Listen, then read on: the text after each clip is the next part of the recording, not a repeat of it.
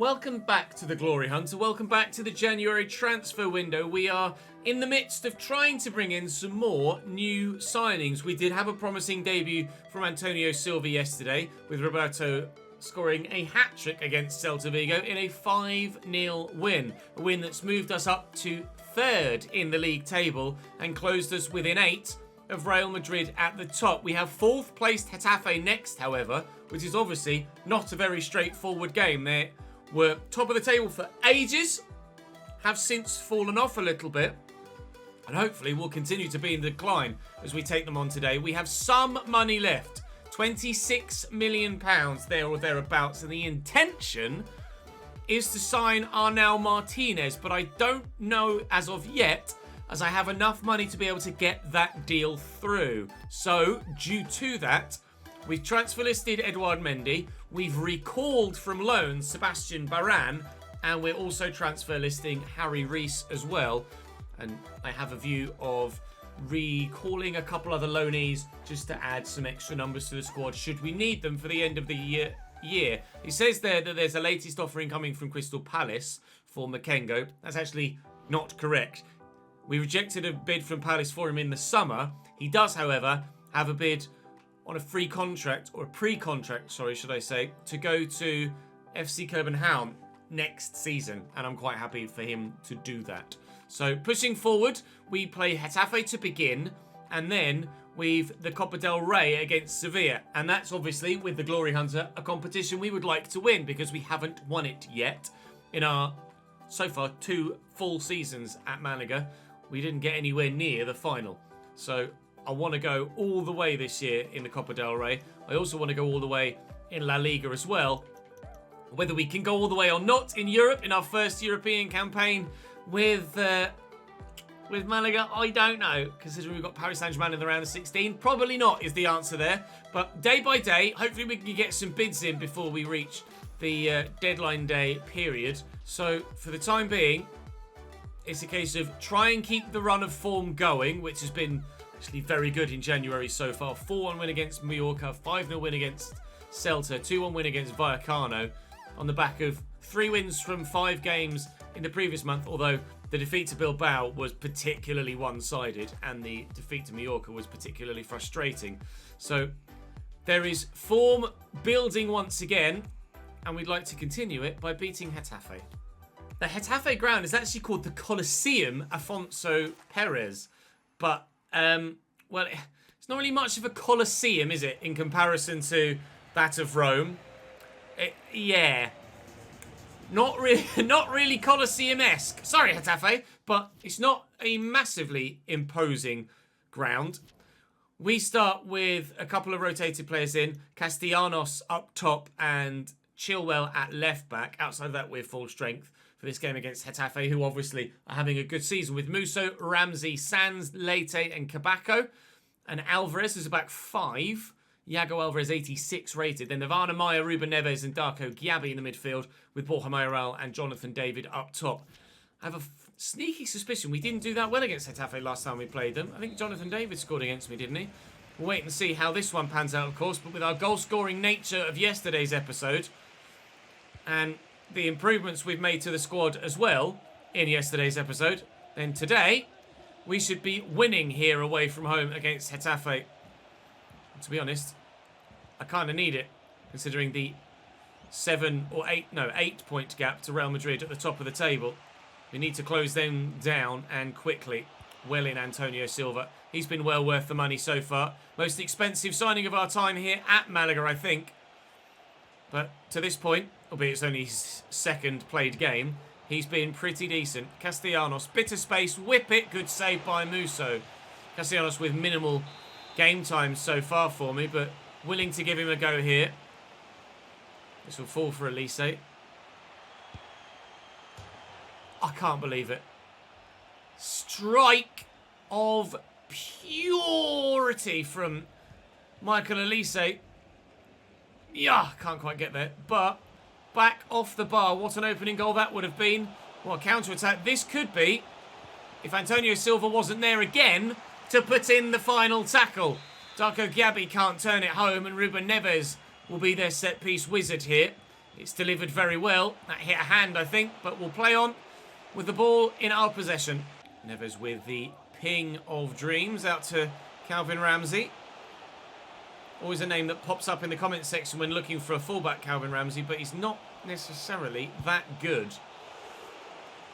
At least in this save. He may well grow well with dynamic potential, but only 81 rated here in this save. Ruben Neves again with a delivery that's decent. Elise with the clearance, and we'll just get that round the corner there with check to Castellanos.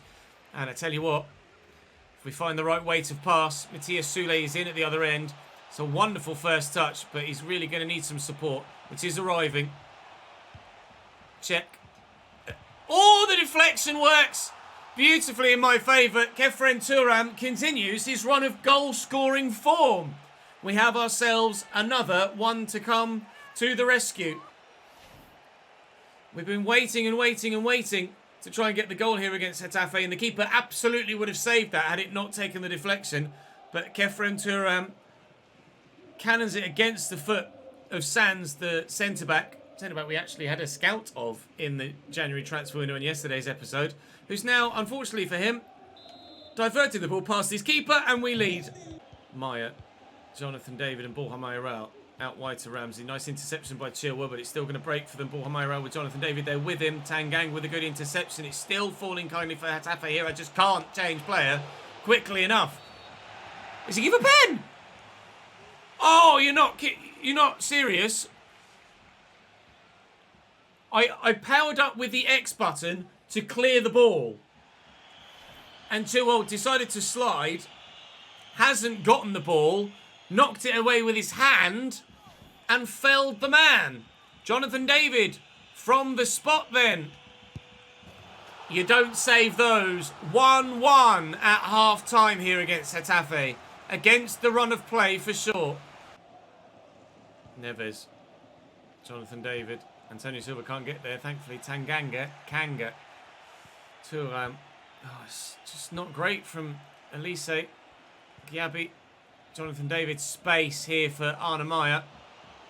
Chilwell does much better on this occasion in winning the ball back. Thank you, Chile. Castellanos turned well and then got caught on it. I'm going to take Castellanos off for Alexander Isak. I think Roberto was dropped because of stamina. You can see how fatigued he is. Do I make another change? I'm going to bring Prado on for Elise, I think, out on that left-hand side. See if Prado can change the game for us from a wide area. Jonathan David's changed the game. How's up for a first-time hit? Getafe 2, Malaga 1. That's come out of nowhere. Ball played into him, and it's just opened up for him. First-time strike, and that is deadly accurate. Enticed the defender into trying to make an attempted challenge that then got away from him. Thuram looking for Prado. Through that gap there is Alexander Isak. And for a second time, we hit the bar in this game. Soulé, well blocked. Thuram, check. Oh, come on, Milan! How's he missed the target there, then? Oh, mate. As if. That should be 2-2. Almost certainly not enough time left in the game to try and get 2 goals. But an equaliser could be there in the offing for us. Which obviously would be desperate to try and get. Terrible attempted pass, though. I'm frustrated about their penalty, so you could say that we really should have a point in this game. But we are going to be getting nothing from it. Getafe 2, Malaga 1. Jonathan David's finish was particularly impressive, and as a result, we have ourselves a defeat. A really even game, as you can tell from the stats, that certainly we deserve to get something from, but we are denied that. A stumbling block for sure in our hunt for the La Liga title, but hopefully we can push on in the Copa del Rey next. Still waiting for the potential of a couple more sales to be made before we could look to make that final signing. And there is one more going through. That's Jean-Victor Makengo leaving to go to FC Copenhagen next season. So he's actually technically still my man and will still be in the squad and on the bench for the foreseeable future. But is any of those emails, or are any of those emails, bids for players we want to leave? I'm not looking to sell Vitic. I am looking to sell Reece. And that £890,000 and his wages might genuinely, even though it's a small sum, be enough to get us just enough money in the bank to be able to afford the fullback from Girona that we want to bring in. Sevilla first, though, and we do want to reward our loyal fans, both those in-game and those of you that have been loyal to this save throughout the course of this Glory Hunter over 7.5 seasons. Let's reward you with a trophy this season, shall we? Whether it's Copa del Rey or La Liga, I want at least one. Mats Hermansen still their go-to goalkeeper. Caterino, Sanchez, Sturju and Esteves. Janssen, Bate, and I think Isak Bergman Johannesson is a new signing for them. Mateus Tete still, Maximilian Bayer still, and Abdallah Sima still in their front line. Elise's been moved central, and Milanchek has been dropped for that horrendous miss in the last game, and Puedo will start on the left-hand side. Vitic drafted back in for a slightly tired Antonio Silva. We can afford the occasional defeat in the push for the La Liga title. In knockout cup football, we can't afford any defeats, so we need to win this one. And fingers crossed, that's exactly what will happen come 90 minutes. Puedo's in here. Sharp turn. Roberto. Brilliant save by Hermansen to deny us an early lead. To be honest, Kefren Turam certainly shouldn't be on corners. Oh my god, Jafik Tanganga with the overhead kick. You haven't seen something so clumsy in your life. And into Johannesson. And Bayer struck well, saved well. Tete to Caterino. Still the pressure builds. Kefren Turam drawn out slightly wider. Bayer going for it again. Tanganga in the way. Reguilon gets rid. Roberto with a nice header. Banabe will just use the ball short there to Panteo. Banabe starts again in this one. I forgot to mention that at the beginning. Roberto takes that in his stride. He's past an aging Davinson Sanchez, but he can't beat Hermansen. Only 80 rated this goalkeeper, but making some good saves so far. Roberto wins in the air this time against Davinson Sanchez, but continually denied by the keeper. Pantea into Sule. And Roberto, at least he's making the run there. He's going to get beyond Davinson Sanchez here as well. No stopping that one this time. Bit closer to the keeper, less time to react. Tighter angle than Roberto's previous, but because it was closer to him, the keeper can't do anything about it on this occasion. We are, at last, 1-0 up in this Copa del Rey tie. That goal has been coming, for sure. So was the one against Getafe, though, and we still didn't end up winning that one, did we? No dodgy penalties this time around, please. The difference is, mate, you actually need to do more than just run into space. You need to actually receive the ball as well. We've intercepted that well, and we'll lift it forward, and we'll try get Puedo involved again. Caterino trying to close me down, but Puedo is quick, as you can quite clearly see. I haven't got any support, though, so I'm going to have to get this back to Elise here. Now the support's arriving. Oh, it's gorgeous. Roberto! Oh, please! Oh, it would have been amazing. Just the 1-0 at half-time. Free kick for Sevilla. It's not a great position for us, as proven by the fact that Johannesson has equalised for Sevilla. Set piece comes in. Header won. Header scored. We're back at level pegging here now, unfortunately. The Roman Sanchez Pizjuan. Is it Roman? Ramon, not Roman. Ramon Sanchez Pizjuan. Half an hour left. It's all they've done, Sevilla. Really. Jesus Christ. That was a lunge. Let's hope that they don't do anything more. Oh, space open for Roberto. And then on to Banabe. Hermansen is not my favourite human being in the minute. He keeps making really, really good saves. Banabe will try again. Oh, Jesus, that looked like it hurt quite a bit. Kefren Turam. Puedo can't keep hold of it. But Bayer has given it back to us. Puedo out wide to Reguilon. Men in the middle, including Roberto! Oh, I thought for a minute I was going to go mad at Hermansen again. He's not kept it out. The power on the header from Roberto, too much. Roberto! Garrido punts the ball forward. Alexander Isak wins the header well, and Elise tried to get it forward quickly, but Sevilla need to do exactly that themselves, and Vitic intercepts, and as a result, that is Malaga through to the next round of the Copa del Rey. Thank the Lord for that. Sevilla had me worried when they equalised. Well, we should have known that Roberto would come to the rescue, because he always done that. Brilliant performance from their goalkeeper. Absolutely man of the match, despite the fact that they lost the game. It's El Clasico. Now that's actually very important for us in our Copa del Rey campaign. It was Real Madrid that knocked us out last year, but the fact that they're meeting each other this early means that one of, Real or Barca, will no longer be in the competition.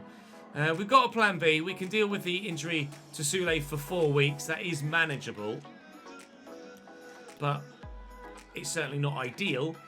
But thankfully, we bought in Prado in the window, so he can come into the team and start on that right-hand side and make the difference, we hope. I am a bit short on numbers elsewhere, though, now, but we shouldn't get any other injuries between now and the end of the season. And to be fair, hopefully with the ability to sell a couple of others, we should, throughout the course of deadline day, be able to bring in the man from Girona. Phil Weber, the 22-year-old left winger, has gone from Dortmund to Chelsea here on transfer deadline day. Alexander Sirota is potentially moving to Barcelona. Jacob Greaves to Real Betis as well is certainly not one you would expect to see. Benjamin Šeško has gone from Stuttgart to Liverpool, and there is the sale we were waiting for. Harry Rees to FC Voluntari. No idea who they are, if I'm completely honest. A bid for Baran as well, so we are going to be able to sell Baran. He's going to go to Aston Villa. That, if it goes through sooner rather than later, will significantly help us in this transfer window financially as well. Brian Brobby from PSG to Manchester United. That, bless me, is great news for us, because we have PSG coming up in the Champions League. Taps over to Tottenham as well is another big deal. Please let that other deal go through. Baran to Aston Villa is now confirmed, meaning we will now have the finances available to bring in the extra fullback / midfielder that we wanted to. Bid from AC Milan for Bernabé, but we're going to turn that down. Bernabé doesn't play for me at the minute, obviously, but to be honest, he's just as good as Bula, if not arguably a little bit better, to be truthful with you. So Transfer Hub, dear Arnau Martinez, I can afford you now, so please can I sign you? That would be absolutely lovely. Offer a transfer fee. They were asking for about 26 last time we went in, and on deadline day they'll accept 24. With time running out, they're actually not playing hardball, they're just willing to grab the cash. That's the opposite of how I thought that was going to go. I'll counter this with a rotation if he'll accept it. So he's rather adamant that he won't. Obviously, he would expect to start ahead of Pantera at right back, but we have no intention of starting him there. And again, accepting a wage bid that is almost half what he's currently on. I have raised that to the devs now, don't worry. It's certainly something we would anticipate being fixed for EA FC 24, that is for sure. Bellini still 92 rated and just an absolute god. But now, and to be fair, he might even come in here, Martinez, and stand a chance of even coming. Oh, he gets a -7 there, really? I could have sworn that his stats were better than that, and he'd be more suited to being a right mid. Although, to be fair, I think that's a right wing position at the minute, isn't it? About right mid. You get a different there. Only -5. And to be fair, that might be because of low morale, fitness, and sharpness. So he could certainly be used in midfield, Martinez, that's for sure. But for the time being, that is our transfer business done, because I've only got £8 million left, and I'm not going to be able to improve the team anywhere with £8 million. Andreas Sheldrup has moved to the Bundesliga.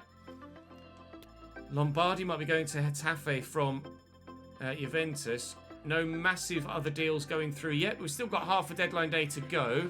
Diego Pont moving, but that's not necessarily anything that intrigues us. West Ham have offered me an 83 rated Ricky Puig plus £16 million for Michael Elise. That's a firm no. Elise, as you guys well know, is one of my better players. Some not even mid-level, intriguing smaller deals going through. Nuno Mendes moves from Juventus to Everton, though, in a larger deal, and Nicolo Zaniolo has now left Manchester City. Brilliant for me at the Etihad. He's moved to Inter Milan as the second biggest deal of transfer deadline day so far, and seemingly will be for the whole of deadline day as it stands. No, thank you. Vitic, again, a fringe player now, but still will have a part to play. Jordan Teze, rumoured to be going to Monaco, but when I looked into him and had him on my shortlist, it said that Valencia were unwilling to sell. So I don't think he'll have left Valencia, to be completely honest. Transfer history then. Biggest deals in this window. Enzo Fernandez to Leipzig for 98.8 million is the biggest deal that's gone through in the month of January. Then we have the Weber deal. Okay, so that not a massive amount of big deals going through. It's primarily very heavy summer window there, isn't it? And normally prices are a little bit inflated in January, which again is another reason why I'm a bit surprised that we were able to get the deal for the Girona man as cheaply as we did. Fernandes to Leverkusen there. Mendes is 87 rated going to Everton from Juventus. Ait Nuri to AC Milan is an intriguing one as well from Villarreal. That will significantly weaken them and make them easier to play against later in the window. Saliba to Leipzig makes Barcelona easier to play against as well, which is pleasing. Monaco pick up Gomez, 84 rated Rodrigo Gomez from Osasuna. That will make them easier to play against. Sevilla have just lost Raffaele Rossi now. That makes them easier to play against. I mean, it's a strong window for us with the incomings. Fratesi went to Hoffenheim. We saw in yesterday's episode that he left them, and he went for value as well, so his contract must have been running out within 18 months or so. Tino Livramento moving as well. Silva obviously was to me, and that's it. So not a giant January window, to be honest. Standings wise, it's the Copa del Rey coming up again next. We've Bilbao. Well, they beat me 4-0 last time I played them. I'm a little bit scared of that game, to be completely honest. And annoyingly, the defeat to Getafe sees them go above us and us fall 11 points behind Real Madrid. We have a gap to close. They're 9 points clear of anyone. They are the obvious favourites for the title. But with our new signings in now, we will do everything we possibly can to turn that gap around. Bilbao, I'm going to want to play that as well. So we'll play Bilbao, Barcelona and Levante, and then Sim, PSG and Valladolid tomorrow. Yeah. And then it'll be Real Madrid who play the day after that. That's going to be huge. Win that game against Madrid, and we're very much still in the hunt. Lose it, and I think it's over. Copa del Rey, though, very much still there for grabs as well. That's all for today's episode, though. Thank you very much for watching. As ever, do drop the video a like if you've enjoyed here on YouTube. Subscribe to the channel so you don't miss out on any more content. And of course, come and join me on Twitch where you can watch me stream all of my content live. That's all for this one, though. I'm now going to go and record a My Player video. I'll see you next time.